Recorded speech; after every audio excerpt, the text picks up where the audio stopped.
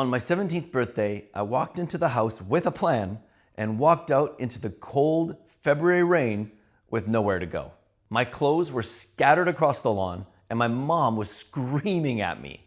And I remember thinking, I have no idea where I'll sleep tonight, but I do know that no one's coming to save me.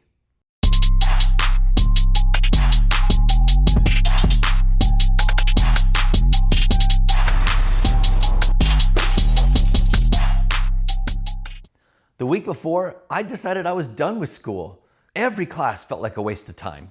Kids throwing stuff and being rowdy, teachers losing control. I wanted more out of life, and I didn't see it happening in that environment. So my plan was simple: get a full-time job, get my diploma at adult night school, and start making money. I thought it was a smart, responsible decision, but my mom didn't see it that way, and she never even heard the plan.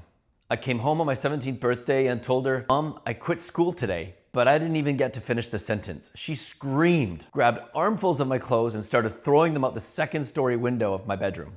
It was cold, raining, and dark, and she told me to get the fuck out and never come back. I remember looking at the stuff in my yard and thinking, this isn't an argument. This was permanent.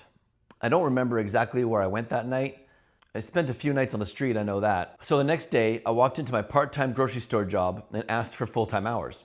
And surprisingly, they were able to give me full-time hours, working graveyard shifts from 10 p.m. to 6 a.m. It was brutal, hard work. But I stuck with it, and within weeks, they taught me how to drive a forklift to unload the pallets off the trucks at night. And then suddenly, my 40-year-old boss quit, leaving me with a crew of guys twice my own age. I was just 17, making sure 2 to 3 trucks worth of goods was emptied off their pallets and onto the shelves before the store opened the next day. I didn't know anything about leadership, but I did know this: show up early, work hard, treat people with respect, and don't ask anyone to do anything that you're not willing to do yourself. That's how you earn trust. And when you have trust, you can get teams of people to do almost anything, and people will follow you through the worst nights.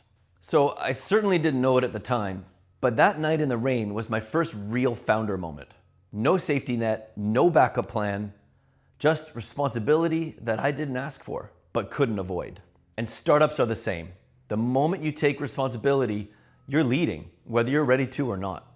So if you're in your own rainy night moment, you might be closer to becoming a leader than you think. Subscribe for more real founder stories from the messy middle.